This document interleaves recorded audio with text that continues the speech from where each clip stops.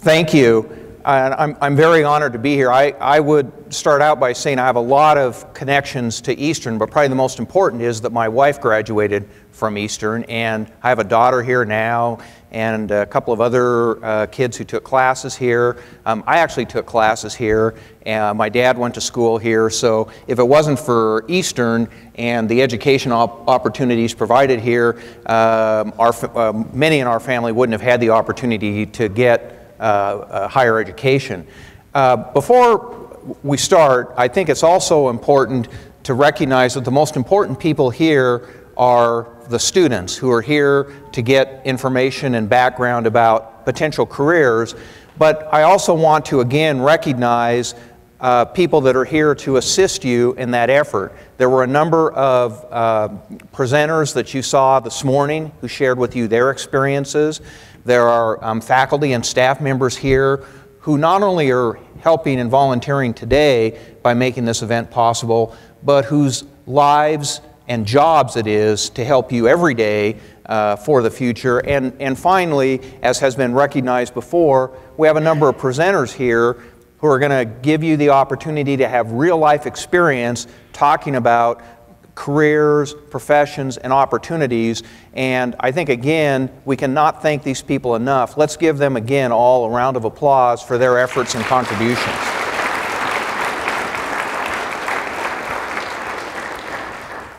You know, as a lawyer, you always have to start things out with a disclaimer. So I'll start my little presentation with a disclaimer, and I have 4 children, and so any of you that have children know that humility is an important part of being a parent, because if you're not humble before you deal with your children, you certainly are afterwards. And so my story relates to my 2 sons, who were, I think, 4 and 6 at the time, and because of the nature of my practice, I was gone a lot in the evenings. So I had a meeting up in Sandpoint, so I took the 2 boys with me, and we stop at the Bonner County Mall, McDonald's. For those of you that have been up there before, they get their Happy Meals, which they kind of ate, but mostly they were playing with their Matchbox cars.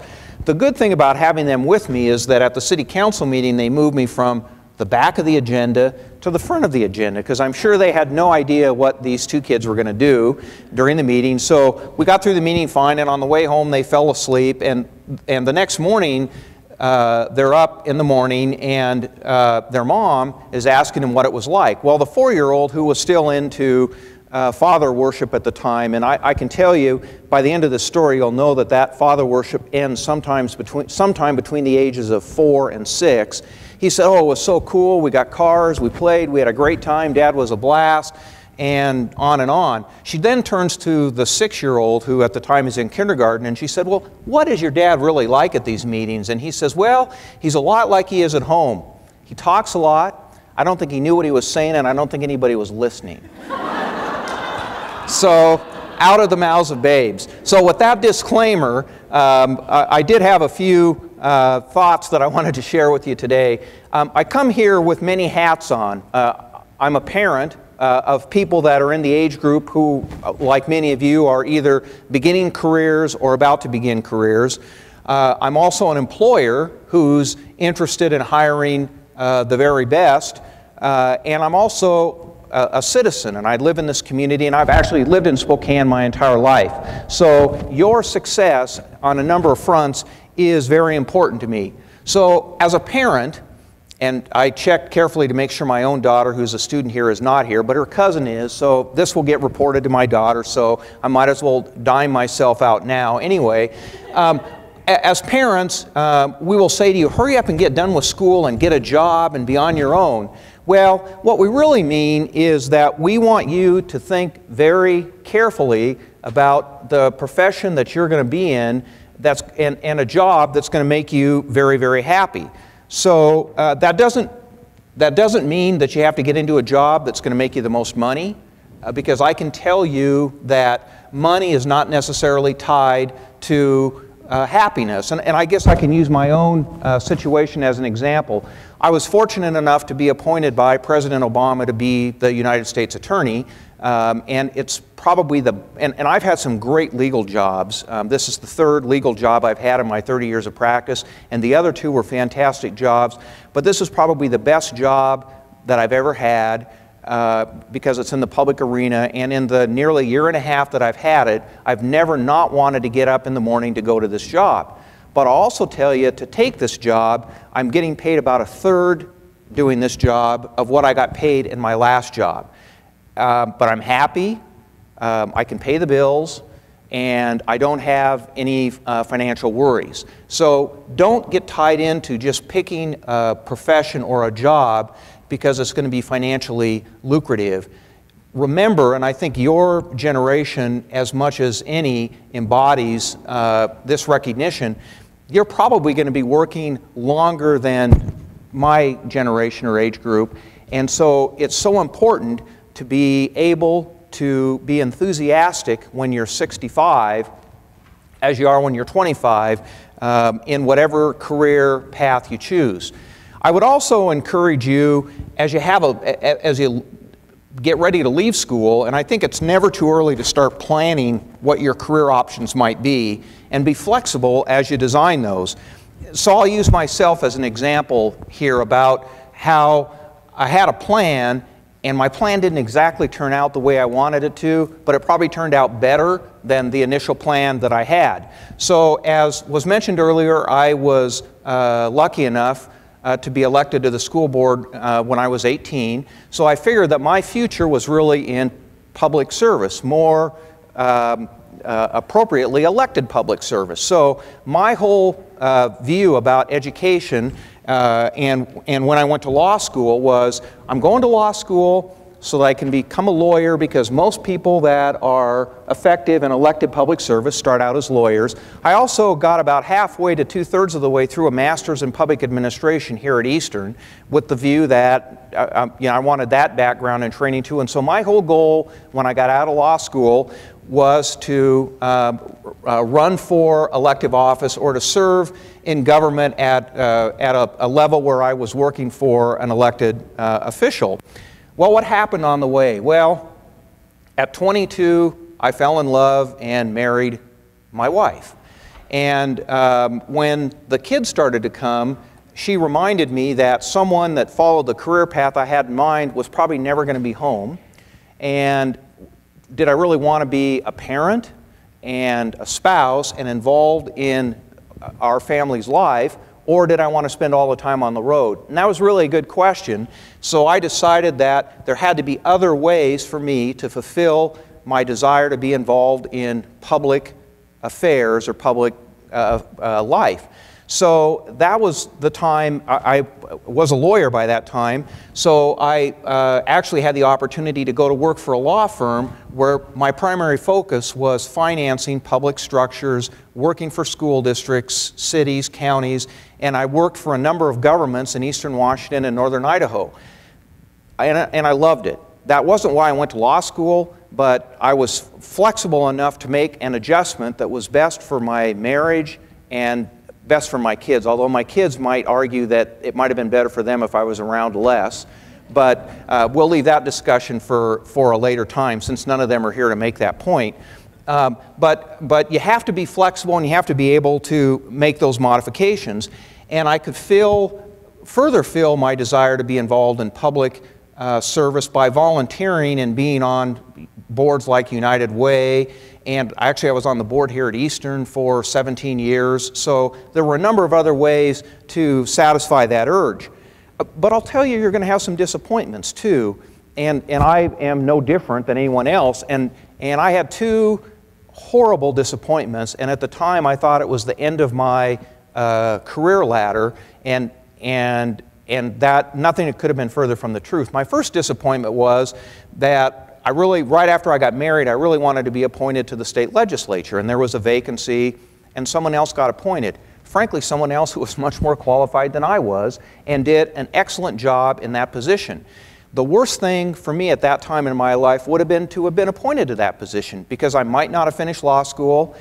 I'm not sure it would have been a great thing for my marriage. And there were a whole bunch of other positive events that occurred to me, because I was here in Spokane and not in Olympia half to 2/3 of the time.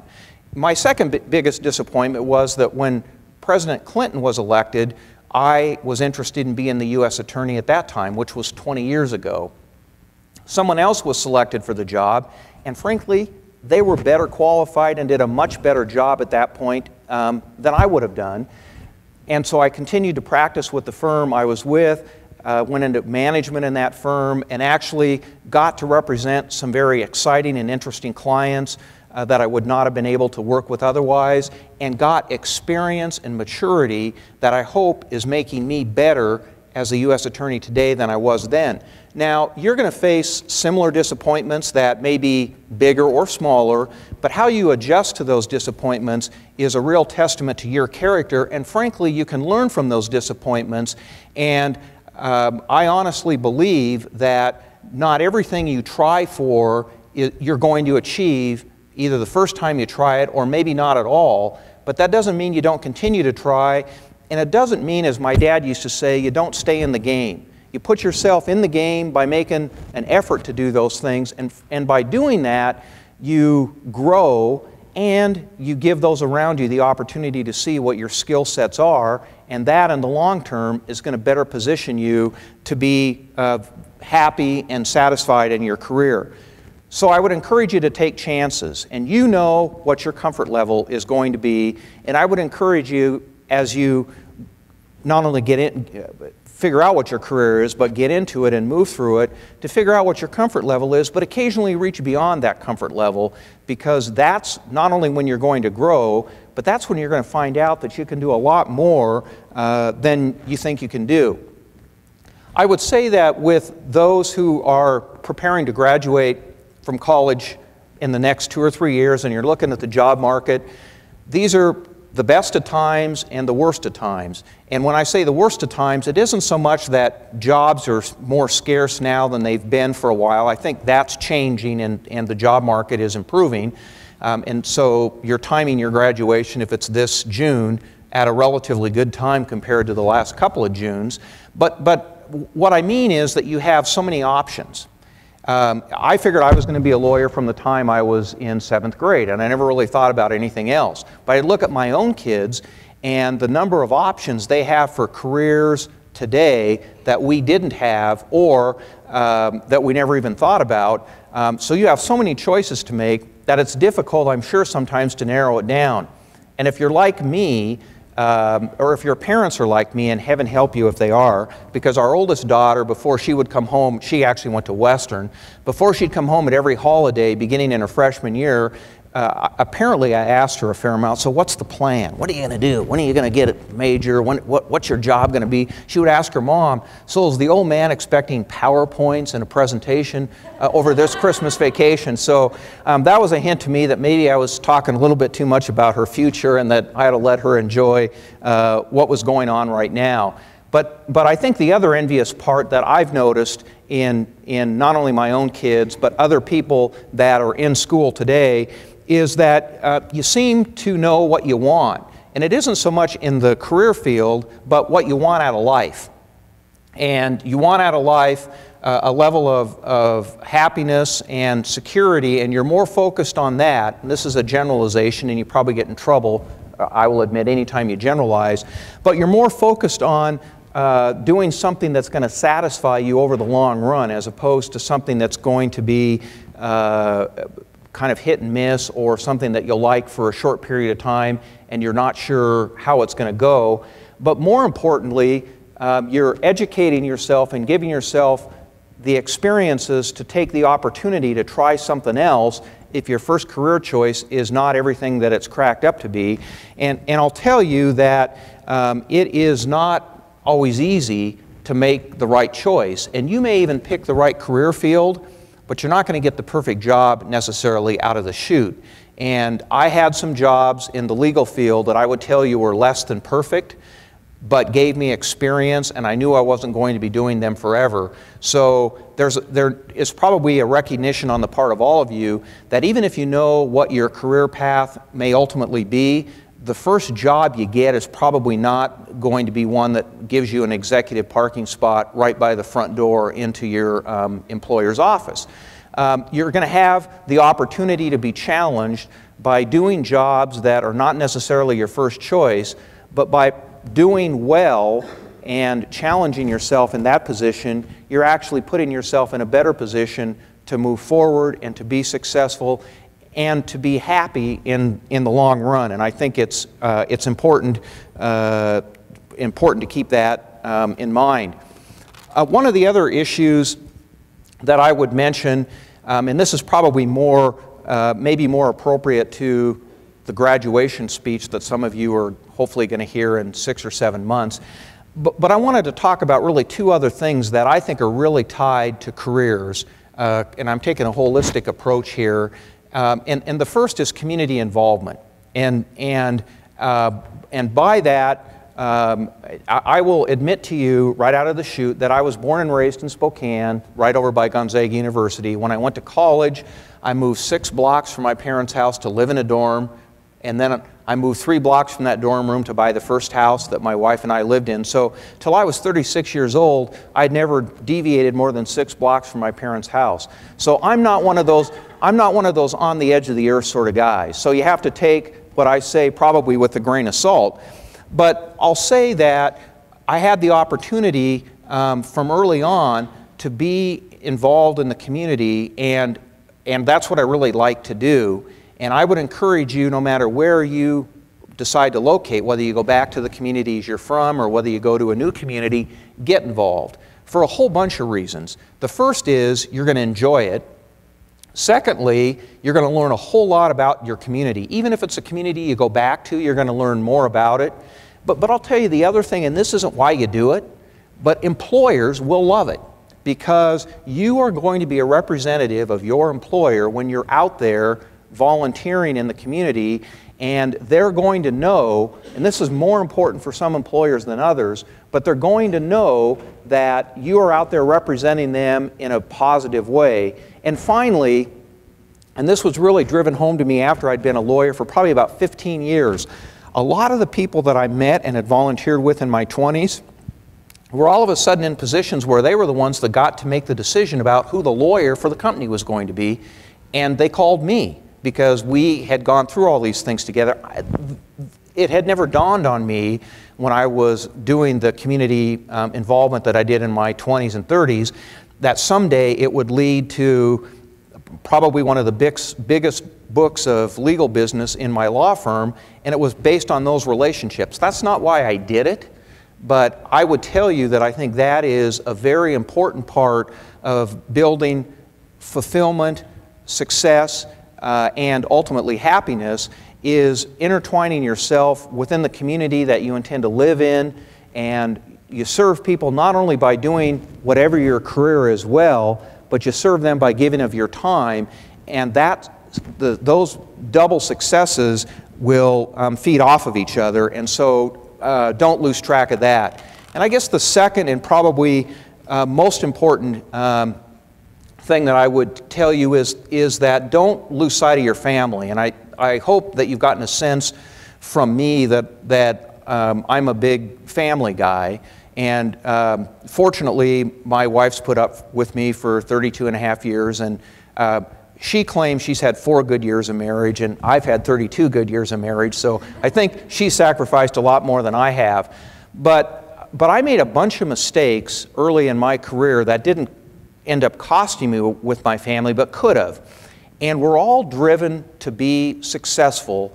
And one of the most difficult challenges you'll have as you begin your career is that you have so much you want to do, and you feel like you have so little time to do it, and that you need to prove yourself in order to move forward. Well, that was exactly how I felt in my legal career. So when my 2 older kids were young, I was gone almost all the time. And at least I would tell myself, if I'm out late, I'm going to make sure I drive my oldest daughter to school in the morning. She was in kindergarten at the time, and so my oldest son would ride with us. Well, one day we're riding in the car, and Allison says to me that her friend Mary's mom and dad are getting a divorce. So Tyler, the oldest boy, is sitting in the back seat, and he says, well, so what's a divorce? And so his sister goes on to explain to him, well, a divorce is when the dad doesn't live in the house anymore during the week, and on weekends you get to go visit the dad and play with the dad. And he very straight-faced says, so are my mom and dad getting a divorce? from his standpoint, he never saw me during the week because he was in bed when I got home and he was in bed when I left in the morning. So that was a wake-up call to me that maybe I wasn't so indispensable to my clients that I couldn't spend more time at home. So the next opportunity I got to coach my daughter's softball team, I thought, God, I'm too darn important, or not important, I'm too busy to do this. I have other stuff I have to do. Well, I talked to my clients and said, and that's when cell phones were about this big, so yeah, this was a long time ago. I said, I will carry my cell phone with me to the game and my wife will answer it if you have a problem, and no one missed me. I mean, no one called all season long. So I learned that, and of course I'm representing school districts and other public entities, so of course they're going to recognize that family is important. And it reminded me that the people you work with are definitely going to make accommodations for you to deal with the most important thing in your life, and that's your family, the people around you, and it could be a close circle of friends, but the people that love and support you, you need to be there to provide that reciprocal love and support. So no matter how successful you may be in your job during the day, that isn't necessarily going to make you the happiest person in your life. So I would encourage you again, as you look at careers and professions, to do something that you like a great deal, do it very well, but also do it with the balance and recognition that it isn't the only thing in your life, that there's a community you live in that's giving you the opportunity to have the choices that you have, and there's a family that not only the family you grew up with that's been there to support you to get you to where you are, but the family that loves you every day, and ostensibly the reason that we go to work every day and work so hard is to support that family and be a part of it. So I don't want to make too big a point of it, but I do think it's important to view this in a holistic way, because jobs and careers are not the only thing in your life. They're going to help you feel fulfilled. When things are in perfect balance, and I guess I can tell you for me, and I'm 55 now, I would say that the perfect balance for me started to come when I was probably in my mid to late 40s, and it gets only better after that. Part of that is because the kids have all now left home, but I think that you need to keep that in mind and remember that there's a balance that's not easy to achieve every day, but over a period of time, you need to achieve that balance. So again, there are opportunities out there. I think it's more challenging today to identify and find those opportunities, but I also think people that are thoughtful and creative, and you're here at school. Probably the most important thing is, I think today, and it wasn't the case when I graduated, but having a college degree and the potential of a graduate degree are very, very important in the job market today. And it isn't just because lots of employers look at that to see what your degree's in, but it's because a certain amount of thinking and ability to express yourselves is represented by that degree. And employers are looking at that more than they're looking, I think, at the specific classes that you took. And graduate degrees may be where you drill down more into the fields that you're going to specifically work in. Life today is more of a lifelong learning, and you'll find yourself going to school more and continually in the future. And to me, that would be very exciting. I was not a world-class student when I went to school, so I'm looking forward to my second opportunity to go back to school and actually go to class, do the reading ahead of time, and pay attention, because I would admit that I was not the perfect student the first time through. But I am excited for the prospects and the opportunities you have. I hope that some of the experiences that I've had, that I've shared with you today, are helpful to you as you contemplate your future. And with that, I would be open to any questions or any reactions that any of you might have. Can you share some experiences of how you got involved in the community? Obviously the school board at 18, but can you give us some examples of how you got involved in the community? Okay. The question, if you didn't hear it, was some experiences about how I got involved in the community. And actually for me, it started in high school, and part of it started with politics. And if you know the history of my family, that probably wouldn't be surprising. But working on a lot of political campaigns, so I met a lot of people that I later got volunteer opportunities through. But that started when I was in grade school and high school, and frankly, for those of you that are in college or even out of college, have that same opportunity.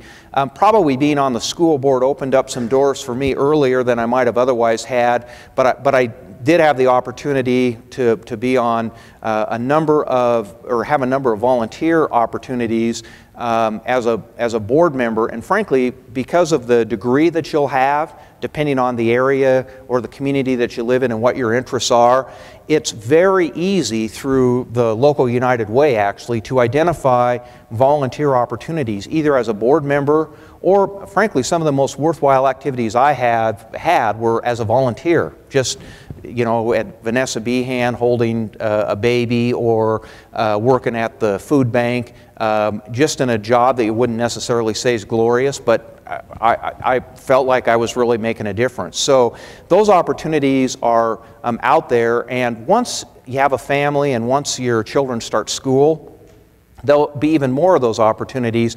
And probably the other way that I had had a lot of fun was as a coach. My own kids would tell you that I probably wasn't the best coach for them because they were always the last ones into the game and the first ones that got taken out. But I still run into those kids. I think the last time I coached was probably 15 years ago. I still run into those kids, and they're still telling me what they're doing, and so that was a very worthwhile thing. For me, working with kids has been the most fun volunteer activity that I had, and you'll have plenty of opportunities to take advantage of those because they're out there and people are crying for help, particularly in schools with athletic and other activities. Any other questions or reactions? Oh, yes.